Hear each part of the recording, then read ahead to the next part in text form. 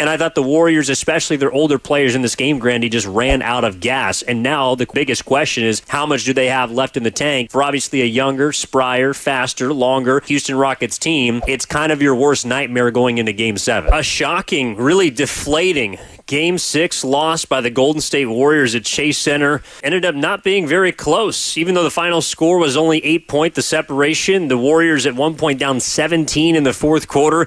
They get absolutely dominated. One that I don't think, Granny, we expected to be having after this game. You and I felt both pretty confident that the Warriors would be able to take care of business in 6. Obviously, they did not. Yeah, this series, for the most part, had gone according to plan. I think the way you and I and most Warrior fans probably felt. I know there was a hope, and I had a hope that they'd be able to close it out in 5, but it's always difficult to close out a team on the road.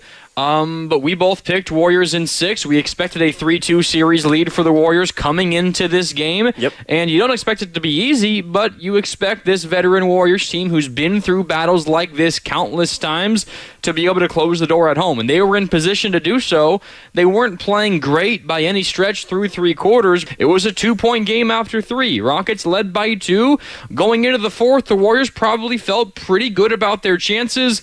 And then a 20-5 Houston burst out of the 4th quarter to begin the 4th quarter, and it wasn't really like it was an offensive explosion. They scored those 20 points over 8 minutes. It was more so what the Warriors did or couldn't do on offense. Only 5 points in the first 8 minutes of the 4th quarter. They go 1 for their first 15 from the field in the 4th, and it took what I felt was going to be a game that came down to the final couple of minutes, and it essentially ended the game with like 4 or 5 minutes left. The Warriors are waving the white flag. They probably should have done it earlier because now you got to get ready for a Game 7 when Steph and Jimmy and all these guys are playing 40-plus minutes.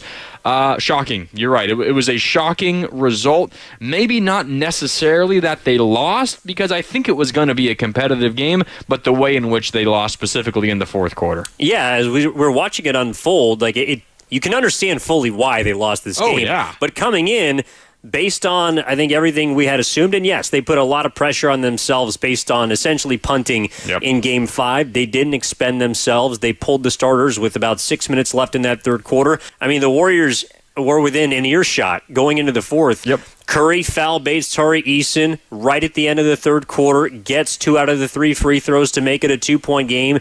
Him, along with Jimmy Butler, had 48 points combined through 3 quarters, and then all of a sudden, the lights just got turned off. The Warriors missed 16 of their first 18 shots going into that 4th quarter. At one point, they missed 14 shots in a row. They only got, during a 6.5-minute period, 3 points at the free throw line. And in the meanwhile, obviously Houston basically just walked the Warriors down, and they tried everything Golden State did. They tried to hack a Steven Adams. It worked once, then it worked 2 other times, and then it didn't, because the Houston Rockets got offensive rebounds, in which Şengün just outworked both Moses Moody and Draymond Green for those second-chance opportunities. And I thought the Warriors, especially their older players in this game, Grandy, just ran out of gas. And now the biggest question is, how much do they have left in the tank for obviously a younger, sprier, faster, longer Houston Rockets team? It's kind of your worst nightmare going into Game 7. Absolutely. Steph and Jimmy were amazing through 3 quarters. You mentioned the numbers. I mean, they were the Warriors' offense through 3 quarters. Not really many others came along for the ride. Moses Moody had himself a pretty good first half. Podziemski, after he was scoreless in the first half, didn't start, by the way, kind of a surprise change to the starting lineup. The Warriors went with Gary Payton II in the starting lineup for Brandon Podziemski. Hield stayed in the lineup for Moses Moody, as has been the case. The idea from Steve Kerr to plant GP2 on Fred VanVleet because he's really hurt the Warriors, that has kind of been what has turned this series. Fred VanVleet, though, shrugged off GP2 and scored 29 points to lead the way, made 6 more threes. He was efficient as hell from the field, got to the line 9 times as well, so that did not work. Don't know if that maybe messed with Podziemski's offensive rhythm. He bounced back with a good 3rd quarter, but for the most part, through the first 3, Steph and Jimmy were great enough to keep the Warriors close. But then you mentioned they ran out of gas, and there was no one else that was there to pick up the slack, as has kind of been the case for the Warriors. If Steph and Jimmy are not playing at least good basketball, both of them, this Warrior team really struggles to score. and that was the case in the fourth quarter. The final numbers for the fourth don't look terrible. The Warriors scored 23 points in the fourth. Overhit. They were they overcovered in this game, but essentially just because of the bench squad. Like yes. you waved the white flag. The bench players came in. Pat Spencer scored 6 points quickly. Guy Santos had an easy bucket. You had some garbage time points that made the final numbers on the fourth quarter look at least respectable. But that fourth quarter, specifically the first 8 minutes of that fourth quarter, when they went 1 for 15 from the field, and there's a lot of ugly stretches this team has played this year, but specifically when both Steph and Jimmy are on the floor, that 8-minute stretch might be the ugliest basketball this team has played. Even going back to the regular season, I was looking at some of the quarter splits. The fewest points they've scored in a quarter against Houston this year was 18 across all regular season and postseason games.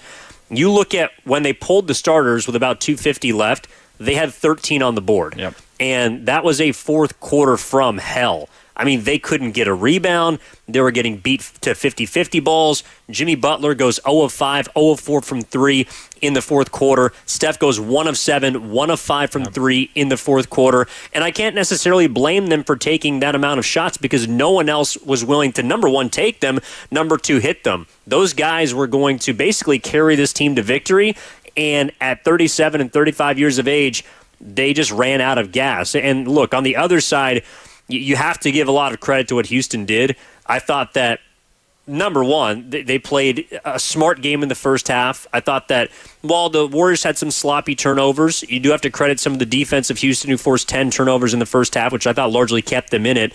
And then they hit a ton of shots. Like, Fred VanVleet, and I apologized a couple games ago, I'll continue to do so, was sensational in this game. Şengün has probably been the most consistent player throughout this entire series, with Dylan Brooks kind of having a no-show due to foul trouble in this game. And then Steven Adams, you said it before we came on, and I totally agree. While he was, the best player in this game, you can make a case he's been the most impactful or swing player in this entire series because the Warriors could not figure out their double big lineup, especially when they went to his zone. So Adams and VanVleet essentially won them this basketball game. Accurate. When he has been on the floor, the Rockets have thoroughly outplayed the Warriors, and I thought Steven Adams was the best player on the floor in this game. And it goes so much deeper than just the statistics. And his statistics were boosted by the Warriors going to the hack Adams strategy multiple times in the second half. He finishes with 17 points, but 9 of those 17 were from the free throw line, all on hack and Adams situations. Only had 5 rebounds. How could a guy with 17 and 5 and all of those points basically handed to him from the charity stripe, how can he be the best player on the floor? Well, it's because when he was out there, the Warriors could not grab a rebound, offensive or defensive, whether he was getting them or not. He was just dealing with 2 Warriors' bodies, allowing others to sneak in and grab those rebounds. Şengün was, for the most part, the beneficiary with 14 rebounds there.